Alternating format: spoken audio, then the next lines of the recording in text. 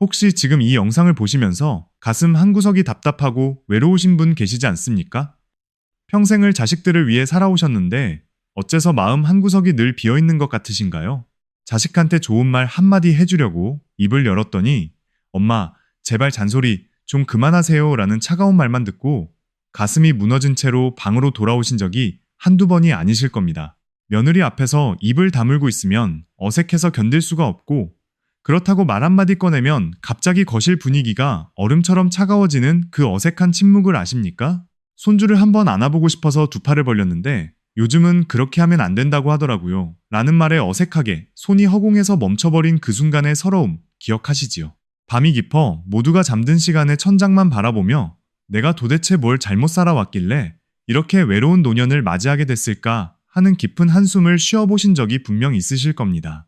30년도 더 지난 일인데 그때 나를 무시했던 그 사람, 그 친척, 그 동서의 얼굴이 아직도 생생하게 떠올라서 잠을 설치고 새벽까지 뒤척이신 밤이 얼마나 많으셨습니까?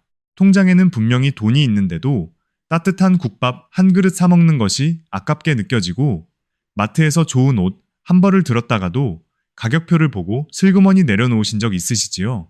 옆집 사람이 우리 손주가 의대에 갔어요. 우리 아들이 승진했어요.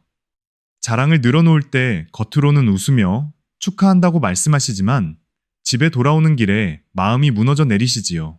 친구가 같이 여행 가자고 전화를 걸어왔을 때 돈이 아까워서 무릎이 아프다는 핑계로 거절하고는 전화를 끊고 나서 혼자 후회의 눈물을 흘리신 적도 있으실 겁니다. 이런 무거운 마음으로 70이라는 나이를 맞이하시면 앞으로 남은 10년의 세월이 정말 길고 외롭고 쓸쓸하게만 느껴져서 사는 게 두려워지기까지 합니다. 오늘 제가 한 분의 이야기를 꼭 들려드리고 싶어서 이 영상을 만들었습니다.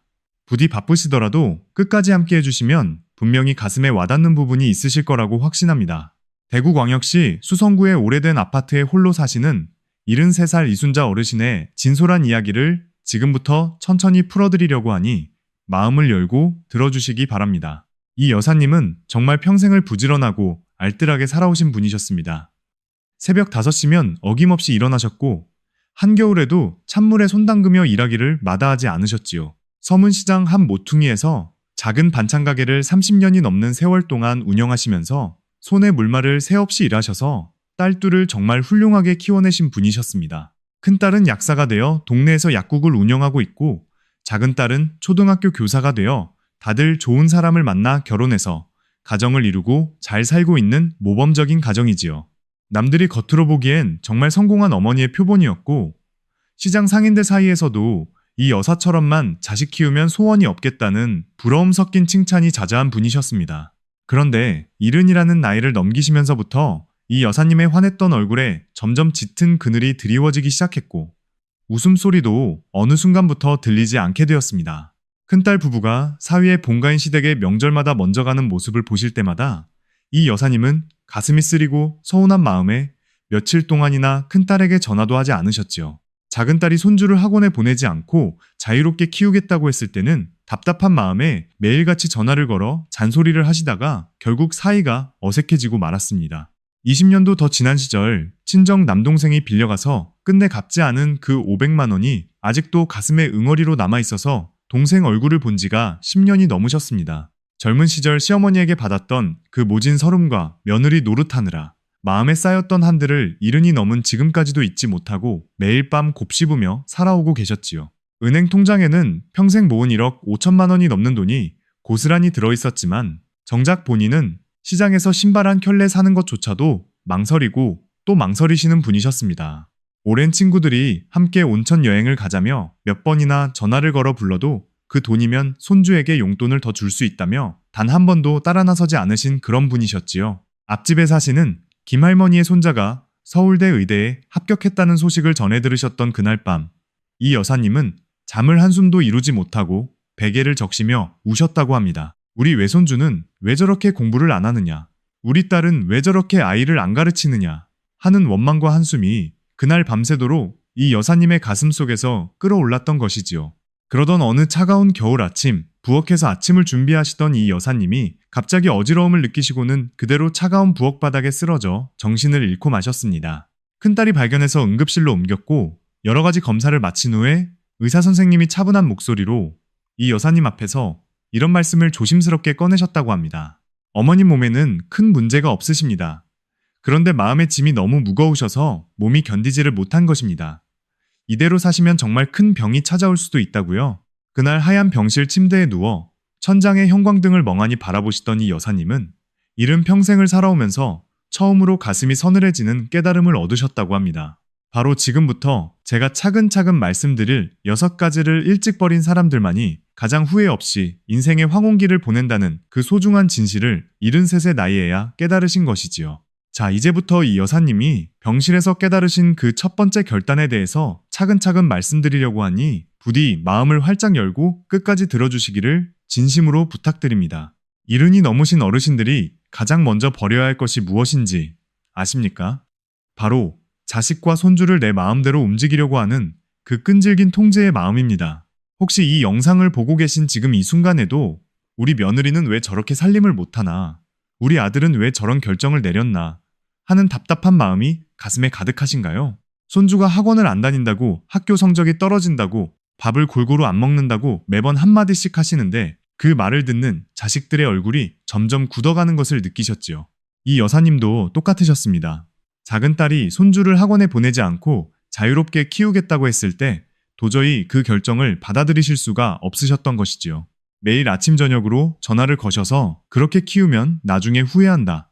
우리 때는 안 그랬다. 옆집에는 벌써 영어 학원에 다닌다. 끊임없이 잔소리를 하셨습니다. 처음에는 내 엄마 알았어요. 라고 대답하던 작은 딸이 어느 순간부터 전화를 잘 받지 않게 되었고 받아도 10초도 안 되어 끊어버리는 일이 잦아졌습니다. 설날에 손주를 안아보려고 두 팔을 벌렸을 때 6살 손주가 할머니 무서워요 하면서 엄마 뒤로 숨어버렸던 그 순간의 충격을 이 여사님은 평생 잊지 못하셨습니다. 어르신들 이 부분을 정말 깊이 생각해 보셔야 합니다.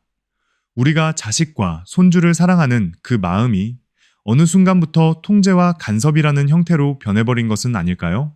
자식이 어렸을 때는 부모가 모든 것을 결정해주는 것이 사랑이었지만 자식이 40이 넘고 50이 가까워졌을 때도 똑같이 결정해주려고 하면 그것은 사랑이 아닙니다. 그것은 오히려 자식의 인생을 무시하는 것이고 자식이 다 자란 어른이라는 사실을 인정하지 않는 부모의 욕심에 불과한 것이라고 전문가들도 말씀하고 계시지요. 며느리가 음식을 만드는 방식이 마음에 안 드시지요. 사위가 아이를 키우는 방식이 못마땅하시지요. 손주가 휴대폰을 너무 많이 본다고 화가 나시지요. 그런데 곰곰이 생각해보세요. 그 집의 주인은 누구입니까? 그 아이의 부모는 누구입니까? 그 인생을 살아야 할 사람은 누구입니까? 바로 우리 자식들 아니겠습니까? 이 여사님은 병실에서 누워 계실 때 작은 딸이 들어와서 이런 말을 했다고 합니다. 엄마, 나는 엄마가 무서워서 전화를 받기가 싫어졌어요 라고 말입니다. 그 말을 들으신 이 여사님은 그 자리에서 눈물을 쏟으셨다고 합니다. 내가 사랑한다고 했던 그 모든 말들이 자식에게는 두려움이 되어 있었던 것이지요. 사랑이라는 이름의 통제가 얼마나 무서운 것인지 그날 처음으로 깨달으신 것입니다. 그리고 그날부터 이 여사님은 한 가지 결심을 하셨다고 합니다. 앞으로는 자식이 먼저 물어보지 않으면 절대로 먼저 의견을 말하지 않겠다. 며느리가 살림하는 방식에 대해서는 단 한마디도 하지 않겠다. 손주 교육은 부모의 몫이다. 처음에는 정말 입이 근질근질 하셨다고 합니다. 며느리가 김치를 너무 짜게 담그는 것을 보시면서도 한마디도 안 하시려니 가슴이 답답해서 견딜 수가 없으셨지요. 손주가 게임을 1시간 넘게 하고 있는 것을 보시면서도 입을 꾹 다물고 계시려니 정말 인내심의 한계가 어디까지인지 시험받는 느낌이 드셨다고 합니다. 그런데 신기한 일이 벌어졌습니다. 한 달이 지나고 2달이 지나고 3달이 지났을 때 작은 딸이 먼저 전화를 걸어오기 시작한 것입니다. 엄마, 요즘 잘 지내세요? 엄마 다음 주에 우리 집에 한번 놀러 오실래요? 엄마 손주가 할머니 보고 싶다고 그러는데 어떻게 하면 좋을까요? 라고 말입니다. 잔소리를 멈추신 그 순간부터 오히려 자식이 먼저 다가오기 시작했고 손주도 할머니를 무서워하지 않고 품에 안기기 시작했다는 그 놀라운 변화가 일어난 것이지요. 어르신 지금 이 영상을 보고 계신 여러분, 만약 자식과의 관계가 점점 멀어지고 있다고 느끼신다면 가장 먼저 점검해 보셔야 할 것이 바로 이 부분입니다. 내가 혹시 자식을 어른으로 인정하지 않고 아직도 어린아이 다루듯이 하고 있는 것은 아닌가? 내 사랑이 통제로 변해버린 것은 아닌가? 깊이 돌아보셔야 합니다. 자식을 놓아주는 그 순간이야말로 자식이 진짜로 부모에게 돌아오는 순간이라는 이 역설적인 진실을 이른이 되기 전에 깨달으시는 분들이 정말 행복하게 사시지요. 이 여사님은 지금 73세 나이에 그 진실을 깨달으시고 매일같이 손주와 영상통화를 하시며 환하게 웃으시는 행복한 할머니로 살아가고 계십니다. 이제 두 번째로 이른에 반드시 버려야 할 것이 무엇인지 말씀드리려고 하는데 이 부분이야말로 평생을 따라다니며 우리를 가장 괴롭히는 가장 무거운 짐이라고 할 수 있습니다. 바로 수십 년 동안 가슴속에 응어리로 남아있는 오래된 원망과 미움을 놓아버리는 결단입니다. 어르신들, 혹시 지금 이 순간에도 떠오르는 얼굴이 있으십니까? 20년, 30년 전에 나를 모욕했던 그 사람, 나를 배신했던 그 친구, 나에게 돈을 빌려가서 갚지 않은 그 친척 그 얼굴들이 아직도 가슴에서 떠나지 않으시지요. 이 여사님도 그러셨습니다. 친정 남동생이 20년 전에 빌려간 500만 원, 그 돈을 끝내 갚지 않고 모른 척하던 그 동생의 얼굴이 평생 가슴에 박혀 있었던 것이지요. 명절이 되어도 동생 얼굴을 보지 않으셨고 친정 부모님 제사 때도 동생이 온다는 말을 들으면 일부러 가지 않으셨던 세월이 어느덧 10년이 훌쩍 넘어버렸습니다. 젊은 시절 시어머니에게 받은 그 모진 서름도 마찬가지였습니다.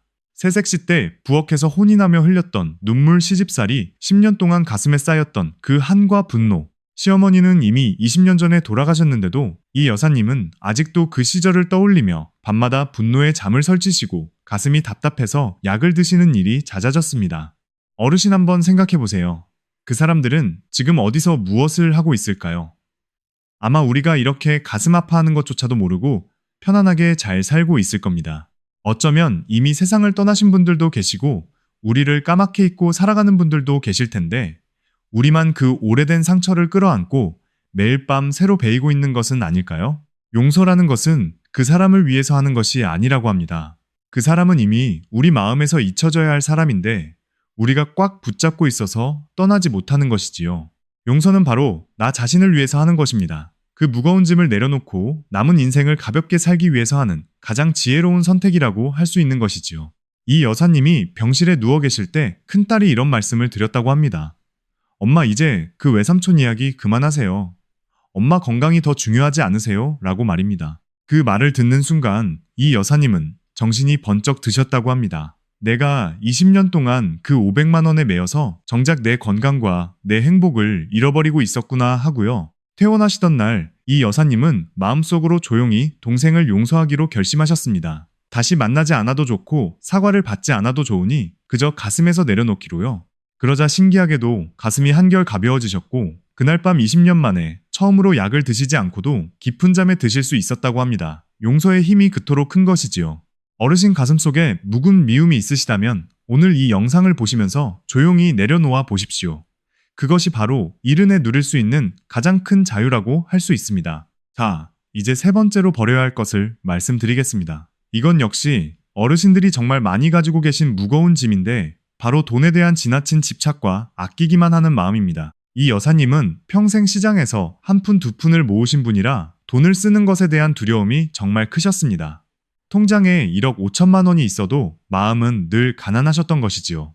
국밥 한 그릇이만 원이라고 하면 너무 비싸다고 그냥 집에 와서 찬밥에 김치만 드시는 일이 다반사였고 옷은 10년 전에 산 옷을 아직도 입고 다니셨습니다. 친구들이 부산으로 1박 2일 여행을 가자고 하면 그 10만 원이면 손 주학원비를 보태줄 수 있다며 매번 거절하셨던 분이 바로 이 여사님이셨던 것입니다. 그런데 어르신들 한번 진지하게 생각해 보십시오. 그렇게 평생을 아껴서 모은 그 돈을 우리가 무덤까지 가지고 갈 수 있는 것입니까? 단 한 푼도 가지고 갈 수 없지 않습니까?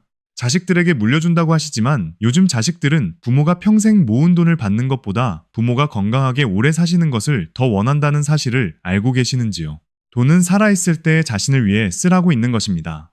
따뜻한 음식을 사드시고 좋은 옷을 입으시고 좋은 친구들과 여행도 다니시는 그것이 진짜 돈의 가치인 것이지요. 이 여사님이 병원에서 퇴원하시던 날 큰딸이 봉투를 하나 건네면서 이렇게 말했다고 합니다. 엄마, 이거 받으세요. 엄마 친구분들이랑 제주도 한번 다녀오세요. 엄마 평생 시장에서 일만 하시고 한 번도 비행기 타본 적 없으시잖아요. 이번에는 무조건 다녀오세요. 그것이 저희 자식들이 진짜 원하는 거예요. 라고 말입니다.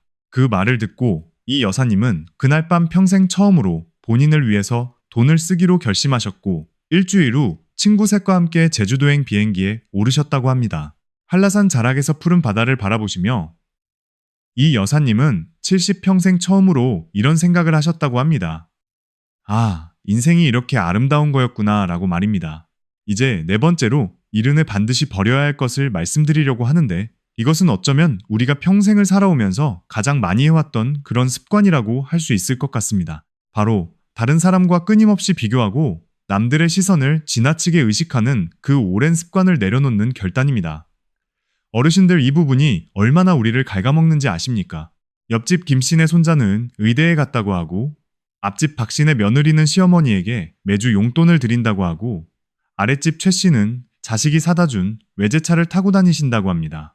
그런 이야기를 들으실 때마다 어르신들 가슴이 어떻게 되십니까? 겉으로는 와 좋겠네요 하시지만 집에 돌아오는 길에는 우리 자식은 왜 저렇게 못하나 한숨이 나오시지요.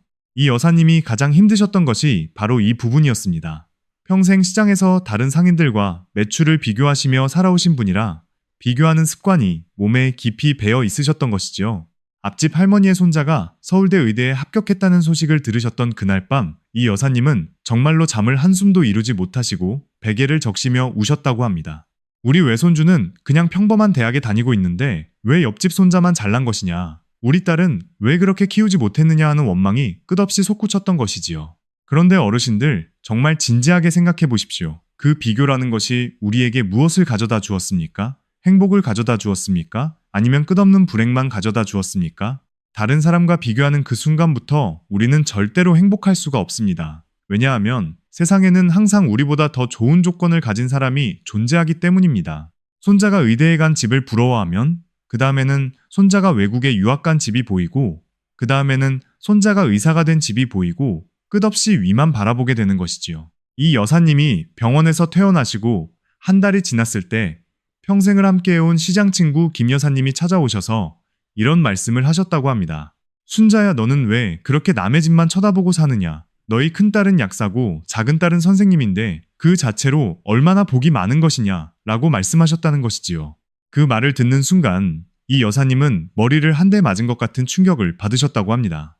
내가 가진 것은 보지 못하고 남이 가진 것만 보면서 평생을 살아왔구나 하고요. 어르신, 지금 이 영상을 보고 계신 여러분도 한번 진지하게 돌아보십시오. 우리가 이미 가지고 있는 것들이 얼마나 많은지 한 번이라도 헤아려 본 적이 있으십니까? 건강한 두 다리로 걸을 수 있는 것, 따뜻한 밥을 매일 먹을 수 있는 것, 비가 와도 들어갈 집이 있는 것, 전화하면 받아주는 자식이 있는 것, 그 모든 것이 다 복인 것이지요. 이른이라는 나이는 더 가지려고 욕심내는 시기가 아니라 이미 가진 것에 감사하며 그것을 천천히 누리는 그런 시기라는 것을 깨달으셔야 진짜 행복하실 수 있습니다. 자, 이제 다섯 번째로 어르신들이 버려야 할 것을 말씀드리려고 합니다. 이것 역시 정말 중요한데 바로 우리를 힘들게 하는 사람들과의 관계를 정리하는 결단입니다. 이른이 넘었는데도 만나기만 하면 자랑하고 무시하고 깎아내리는 친구가 있으십니까? 만나면 늘 돈 빌려달라는 친척이 있으십니까? 만나기만 하면 험담만 하는 이웃이 있으십니까? 그런데 어르신들은 그래도 오래 알고 지냈으니까, 그래도 친척이니까, 그래도 같은 동네 사람이니까 하는 의리 때문에 그 관계를 끊지 못하고 계속 끌고 가시지요. 이 여사님에게도 그런 친구가 한 분 계셨습니다. 시장에서 함께 일했던 친구인데 만나기만 하면 자기 자식 자랑과 함께 이 여사님 자식을 은근히 깎아내리는 분이셨죠. 그 친구를 만나고 돌아오는 날이면 이 여사님은 늘 가슴이 답답해서 잠을 못 이루셨고 우리 딸은 왜 그 집 딸만 못한 거냐며 자식을 원망하기까지 하셨던 것입니다. 어르신 이른이라는 나이에 우리에게 남은 시간이 얼마나 된다고 생각하십니까? 그 귀한 시간을 우리를 힘들게 하는 사람들에게 낭비하는 것이 과연 현명한 선택일까요? 이 여사님은 병원에서 퇴원하신 후 큰 결심을 하셨습니다. 앞으로는 만나면 마음이 무거워지는 사람들과는 거리를 두기로 그 의리라는 이름의 짐을 내려놓기로 말입니다. 처음에는 그 친구가 전화를 걸어와도 일부러 받지 않으셨고 만나자고 해도 몸이 아프다는 핑계로 거절하셨습니다. 그렇게 한 달, 두 달이 지나가셨다고 합니다. 그러자 신기한 일이 벌어졌습니다. 가슴이 답답한 일이 줄어들었고 잠도 잘 주무시게 되었고 무엇보다 자식을 원망하는 마음이 거짓말처럼 사라져버린 것이지요. 대신 이 여사님은 본인을 진심으로 아껴주는 친구 세 분과 더 자주 만나기 시작하셨고 그분들과 함께 등산도 다니시고 맛집도 다니시며 진짜 노년의 즐거움을 누리셨습니다. 어르신 이른에 가져야 할 친구는 많은 친구가 아니라 좋은 친구입니다. 100명의 아는 사람보다 진심으로 내 이야기를 들어주는 한 명의 친구가 훨씬 더 소중한 것이지요. 혼자 있는 것을 두려워하지 마시고 나쁜 관계 속에서 외로운 것을 두려워하셔야 합니다. 차라리 혼자 있는 시간이 100배, 1000배 더 가치 있고 평화로운 시간이라는 것을요. 자, 이제 마지막 6번째로 이른에 반드시 버려야 할 것을 말씀드리려고 하는데 이것이 어쩌면 가장 어렵고 가장 깊은 결단일지도 모르겠다는 생각이 듭니다. 바로 늙어간다는 것에 대한 두려움, 그리고 죽음에 대한 막연한 공포를 내려놓는 결단입니다. 어르신들, 솔직히 이 부분이 가장 무겁고 가장 입 밖에 꺼내기 어려운 주제이지요. 밤이 깊어 혼자 누워 계실 때 문득 내가 얼마나 더 살 수 있을까? 내가 갑자기 쓰러지면 어떡하나? 자식들에게 짐이 되면 어떡하나? 하는 두려움이 가슴을 짓누르신 적 있으시지요. 거울 앞에서 점점 늘어나는 흰머리와 깊어지는 주름을 보시면서 한숨이 절로 나오시고 손등에 생긴 검버섯을 보시며 세월이 너무 빨리 흐른다고 서글퍼지신 적도 있으실 겁니다. 이 여사님도 그러셨습니다. 이른이 넘어가면서부터 매일 아침 일어나실 때마다 오늘이 무사히 지나갈까 하는 두려움이 먼저 찾아왔다고 솔직하게 고백하신 적이 있습니다. 뉴스에서 누가 갑자기 돌아가셨다는 소식을 들으시면 그날 밤은 잠을 이루지 못하셨고 친구 한 분이 병원에 입원하셨다는 이야기를 들으시면 가슴이 철렁 내려앉으셨다고 합니다. 그 두려움 때문에 이 여사님은 정작 오늘이라는 소중한 하루를 제대로 살아보지 못하셨습니다. 매일이 두려움과 걱정 속에서 흘러가 버린 것이지요. 정말 안타까운 일입니다. 그런데 어르신들 한번 깊이 생각해 보십시오. 두려워한다고 해서 늙지 않는 것입니까? 걱정한다고 해서 더 오래 사는 것입니까? 오히려 그 두려움이 우리 몸과 마음을 망가뜨리는 것이지요. 이 여사님이 병원에서 퇴원하시고 한 달이 지났을 때 동네 노인복지관에서 강의를 들으시게 되었는데 그날 강사 선생님이 이런 말씀을 하셨다고 합니다. 인생에서 우리가 통제할 수 있는 것과 통제할 수 없는 것이 있는데 죽음은 누구도 통제할 수 없는 것입니다. 그러니 통제할 수 없는 것을 두려워하는 것은 정말 소용없는 일이지요. 대신 우리가 통제할 수 있는 것, 그것은 바로 오늘 이 하루를 어떻게 살아가느냐 하는 것입니다. 오늘 누구를 만나고 오늘 무엇을 먹고 오늘 어떻게 웃을 것인가 하는 것이지요. 그 강의를 들으신 후 이 여사님은 완전히 다른 사람이 되셨다고 합니다. 죽음에 대한 두려움을 내려놓는 대신 오늘 하루를 어떻게 행복하게 살 것인가에 집중하기 시작하셨던 것입니다. 매일 아침 일어나시면 거울을 보시며 오늘도 살아있어서 감사합니다 라고 말씀하시고 따뜻한 차 한 잔을 천천히 음미하시며 하루를 시작하시는 습관을 들이셨습니다. 공원에 나가서 천천히 산책을 하시며 꽃과 나무와 새소리를 깊이 느끼시고 이웃 어르신들과 짧은 인사를 나누시며 작은 미소를 주고받는 그런 평범한 행복을 누리기 시작하셨지요. 일주일에 2번은 친구들과 점심을 함께 드시고 한 달에 1번은 딸, 가족과 식사를 하시며 1년에 2번은 짧은 여행을 다녀오시는 그런 일상을 만들어 가셨다고 합니다. 그러자 놀라운 변화가 일어났습니다. 죽음에 대한 두려움이 거짓말처럼 사라졌고 오히려 매일이 선물처럼 느껴지기 시작하셨다고 이 여사님은 환한 미소로 말씀하셨다고 합니다. 어르신, 지금 이 영상을 보고 계신 여러분, 우리는 언제까지 살 수 있을지 아무도 알 수 없습니다. 그러나 오늘 이 하루는 분명히 우리에게 주어진 선물이라는 사실은 확실합니다. 자, 이제 지금까지 말씀드린 6가지를 다시 한번 정리해드리겠습니다. 첫째, 자식과 손주를 통제하려는 마음. 둘째, 오래된 원망과 미움. 셋째, 돈에 대한 지나친 집착입니다. 넷째, 다른 사람과 비교하는 습관. 다섯째, 우리를 힘들게 하는 사람들과의 관계. 그리고 마지막 6째가 바로 늙음과 죽음에 대한 두려움입니다. 이 6가지를 꼭 기억해 주십시오. 이 6가지를 일찍 버리신 분들이 정말 후회 없이 행복하게 노년을 보내신다는 것을 이 여사님의 이야기를 통해서 어르신들께서도 충분히 느끼셨을 거라고 생각합니다. 오늘 이 영상을 보고 계신 어르신들, 혹시 지금 가슴 한구석에 답답함이 있으시다면 그것이 무엇인지 한번 조용히 들여다보시기 바랍니다. 분명히 이 6가지 중에 하나일 것입니다. 지금 당장 모든 것을 다 버리실 필요는 없습니다. 가장 무겁게 느껴지시는 한 가지부터 천천히 내려놓아 보십시오. 그 한 가지만 버려도 인생이 정말 가벼워지는 것을 느끼실 것입니다. 오늘 밤 잠자리에 드시기 전에 한 번만 이렇게 해보십시오. 가슴에 손을 얹으시고 내가 지금 가장 힘들어하는 것이 무엇인가 조용히 자신에게 물어보시기 바랍니다. 그리고 그 무거운 짐을 내일부터 천천히 내려놓아 보겠다고 마음속으로 다짐해 보십시오. 그것이 바로 인생 후반전을 가장 행복하게 만드는 가장 지혜로운 첫걸음이 될 것입니다. 70이라는 나이는 결코 인생의 황혼이 아닙니다. 오히려 평생 쌓아온 지혜를 가지고 가장 자유롭게 살 수 있는 황금 같은 시간이라는 것을 부디 잊지 마시기 바랍니다. 이 여사님은 지금 73의 나이에 평생 그 어느 때보다 환하게 웃으시며 매일을 선물처럼 살아가고 계십니다. 어르신들께서도 충분히 그렇게 사실 수 있다고 저는 확신합니다. 오늘 이 영상이 어르신들 마음에 작은 울림이라도 드렸다면 정말 기쁘겠습니다. 부디 남은 인생을 무거운 짐 없이 가볍고 행복하게 보내시기를 진심으로 기도드리겠습니다. 지금까지 들어주셔서 진심으로 감사드리고 이 영상이 도움이 되셨다면 주변의 어르신들과도 함께 나누어 주시기를 부탁드리며 다음 영상에서 또 좋은 이야기로 찾아뵙겠습니다.